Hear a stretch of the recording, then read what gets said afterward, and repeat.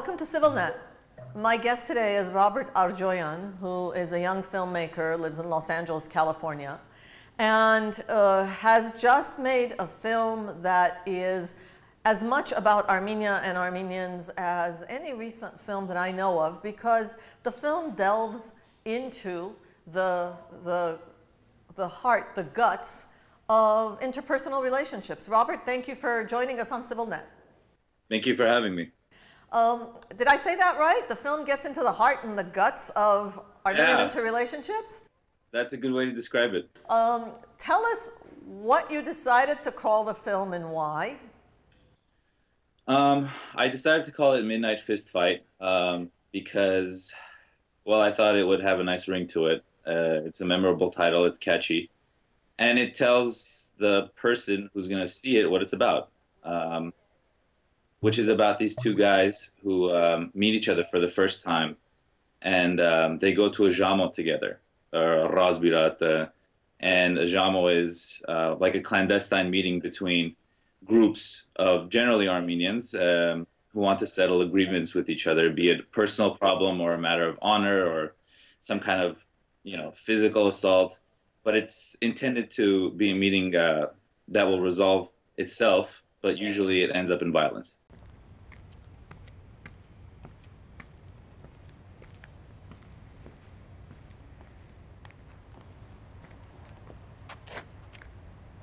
You think that's a good idea? This is your first Zhamos, isn't it? Your first Razbirat. Yeah, it's for sure your first Zhamos. And? Do you even speak Armenian? Yeah. So you know what Zhamos means? Yeah, man. Yeah, man. What does it mean? It means time. It means a meeting time, an appointment time. It means respect for rules, manhood, culture, what's right and what's wrong. Not everyone follows rules. Jogir?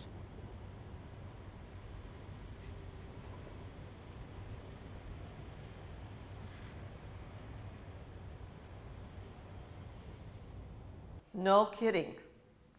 And this is a surprise to everyone. Yeah, I mean, nowadays it's more common, but I don't know. It's something that has always interested me. I've heard stories from friends. I've been witness to one or two of myself, and it's a pretty stupid situation to get involved in. And I thought it would be an interesting aspect of Armenian life in LA among the youth to pursue.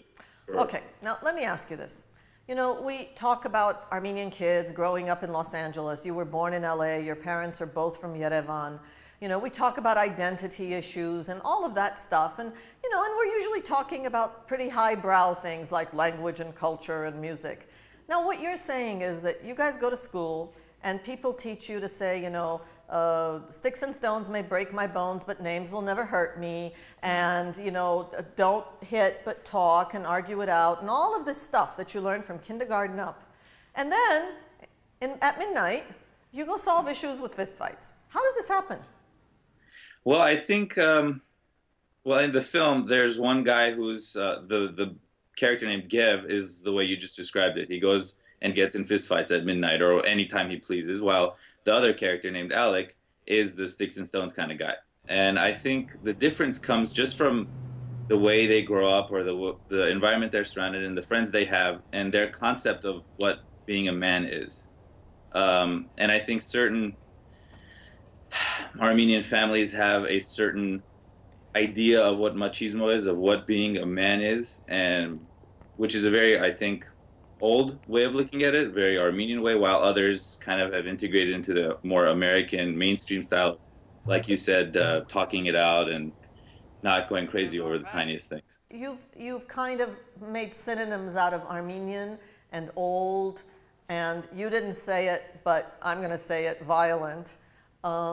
And it's funny to me that that is something that here in Yerevan, in Armenian society, we're trying to, publicly discuss and find a way out of, that violence is not the way to resolve interpersonal relationships. We think car insurance is great because it theoretically prevents fistfights every time you get into a car accident.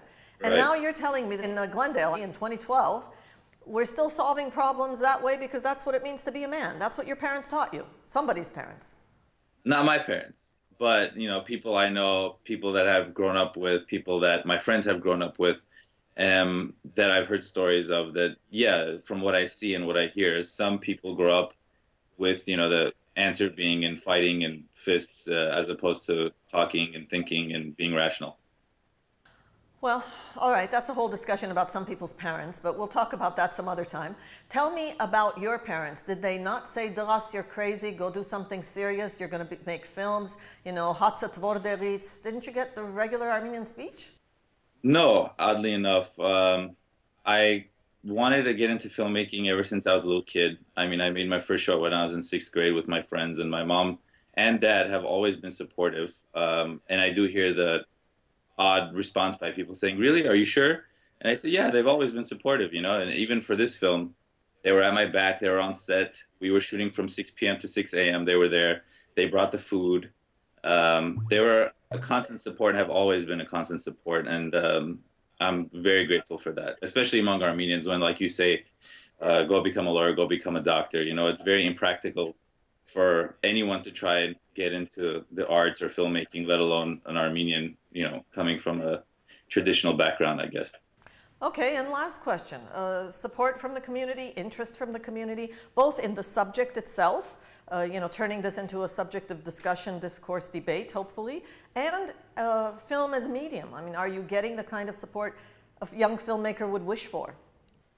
So far, yeah. We planned a premiere for the film, and the theater was packed, much to my surprise, and the evening itself went a lot better than I was expecting. And people responded very positively to the film, not only in terms of just its technical merits, I guess. I don't know, the way we shot it, the way it was cut and stuff. Just the actual film itself, the story and the characters and their dynamic, and people responded to that, not only on terms of being an Armenian story, but non-Armenians who have seen the film so far have responded very positively to it and to the story and the idea and the message across it. And that's very fulfilling for me. That's very rewarding. Tell me what that means, responded positively. In other words, what is it in the film that they appreciated? Like, they got it, it wasn't just... They got what? What was the message? That this is not a brilliant way to do things? Not only that, but to me, it's not restricted to Armenians. And that was one of my goals. I wanted to make a film that anyone from any background who spoke English, obviously, could see it and understand it. And a lot of non-Armenians who have seen the film do get it, and that's rewarding to me. Aside from the story and the moral of, yes, violence is wrong, take the correct steps towards righting any situation without resorting to violence. But as a filmmaker, just the fact that people accept it and enjoy watching it, is one of the best things for me. Well, we're showing some clips of it here during this interview, and I hope that those watching this interview will also have a chance to see the film in its entirety. You'll be at festivals? It's gotten into one festival already, at the Pomegranate Film Festival in Toronto. They saw the trailer and they expressed their interest, so I sent them a copy and they accepted it. So that's great news, and we've applied to about 40 more, and we're waiting to hear back. So I hope it does get into a few more. Thank you, Robert Arjoyan. We wish you luck. Robert Arjoyan's film, MidNight FistFight, examines issues of interpersonal relationships, immigrants, people, and these are issues of violence and other things that we discuss in Armenia regularly and hope to find civilized responses to. Thanks for helping move that discourse along, and good luck in your career. Thank you so much. Thank you for watching CivilNet.